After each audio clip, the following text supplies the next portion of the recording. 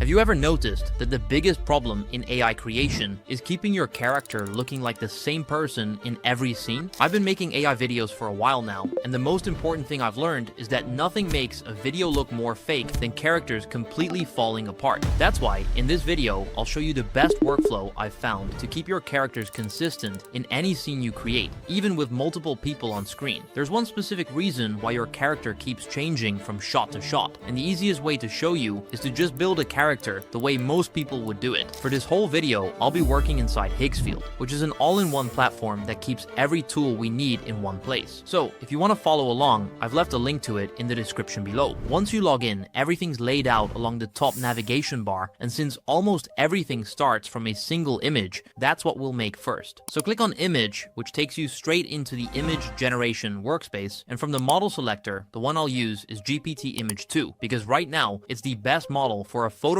face that actually holds fine details. I'll set the quality to high, the resolution to 4K, and the aspect ratio to 16:9, then paste in my prompt, which basically describes exactly how I want my character to look, down to the details. I'm prompting for a Latino guy in his mid-20s with a lean build right down to a small scar above his left eyebrow. And you can find this exact prompt, along with the whole workflow and every description I use, down in the description below, completely for free so you can follow along in real time. The first scene is a rooftop bar at dusk, and on its own, it honestly looks great. The realism is on point. The details are all there, like the scar above his eyebrow. So this is our reference for how he's supposed to look like. Now I'll keep that exact same character description in settings and only swap the scene to him sitting on a subway. It's close, but the jaw's already softer, and his scar, which is supposed to be his unique characteristic, is barely visible. He might not look that different yet, but keep in mind that I'm using a very detailed character description, which most people wouldn't do, and even with that, he's still not identical. Also, the real difference will be way easier to spot when we animate these shots later. For the third image, again, I'll just swap out the location with a night market and generate, and this time his skin comes out a bit warmer and the scar is completely gone. Compare this to the first image, and they're basically different people that happen to have some similarities. And like I said, it's easier to make an acceptable result with images, but when it comes to video creation, this is where it really breaks down, because now the model's generating dozens of frames and he can change inside a single shot. So I'll head over to video, set the model to Seedance 2.0, since it gives you the best results right now when it comes to consistency. Put it on 8 seconds, 1080p and 16:9, and run that same character through these same scenes.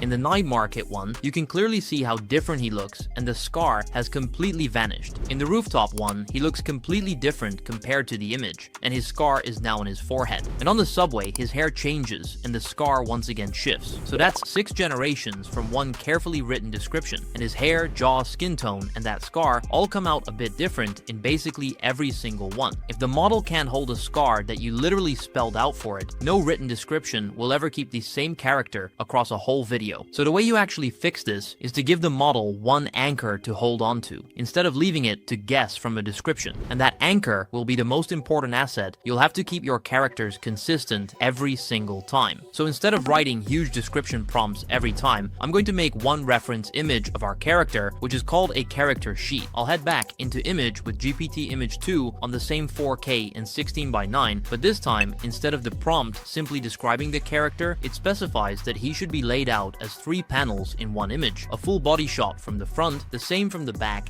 and a close-up of his face, all on a plain gray studio background. And this works because instead of making the model guess what he looks like from a description, it can now see him from every angle at once. So there's nothing left for it to invent. That plain gray background matters too, because the less there is going on around him, the easier it is for the model to keep him consistent later. And the close-up is the most important one when it comes to facial details like his scar. This is what we get back, and this is exactly how a character sheet should look like. He resembles the same person from all angles, which is exactly what you need to keep a character consistent. Then I'll save the sheet as an element, set the category to character, and name it Mateo Dino. From now on, instead of the whole description, I just tag at Mateo Dino in the prompt, and Higgsfield pulls in that exact face every time. So let me run the same 3 scenes again, starting with the rooftop bar, and this time, instead of describing what he looks like, I'll just tag him in the prompt and describe the environment. Compare this to the first rooftop image we made. This time, instead of a random person, he looks exactly like the guy from our character sheet down to the details. I'll also make the subway image the same way. This is where his scar disappeared before, but now it's still there, and the rest of his facial identity holds up even from a different angle. And in the night market, he comes back looking exactly right, with the scar, skin tone, and facial details. In all three images, this is undeniably the same person. But like I said, images were always the easy part, so the real test is whether this holds once it's animated. So I'll head over to Video with Seedance on the same settings as before, and instead of that long description, I'll just tag at Matteo Dino and make the same 3 scenes.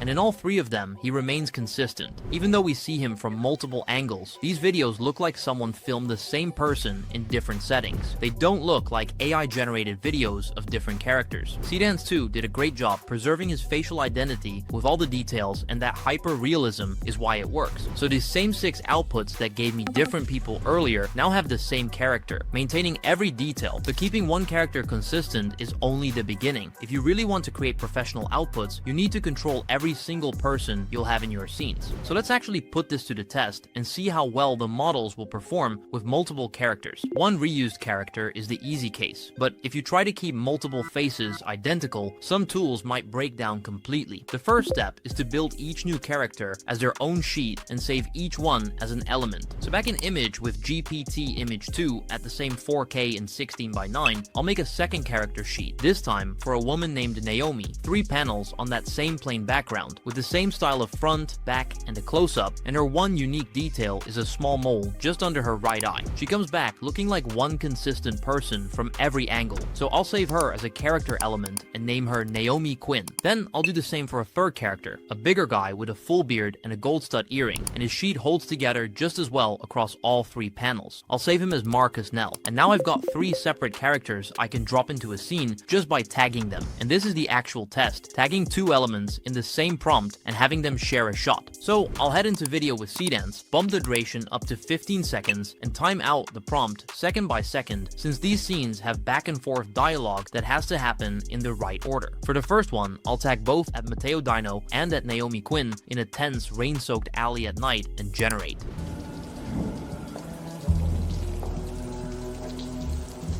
You said no one would follow you. No one did. Just hand it over.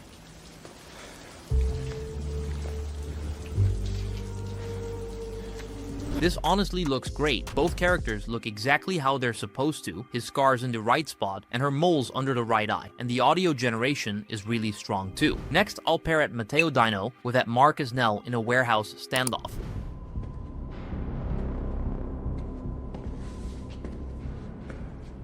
You're late. Traffic. You know how it is.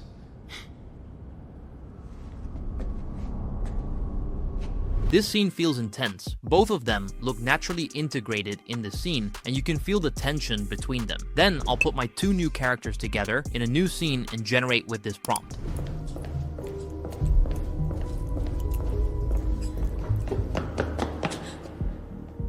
Did anyone see you?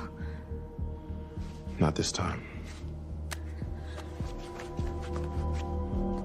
Again, their identities hold up, and the model even got their size difference correctly. So Seedance 2 can handle having 2 consistent characters in the same scene, without changing how they look like. But the ultimate test is having all 3 of them in a single video. So I'll tag them and prompt for them eating burgers on a park bench at night. Bro, you always order the same thing. It works, why fix it? You two argue like an old married couple.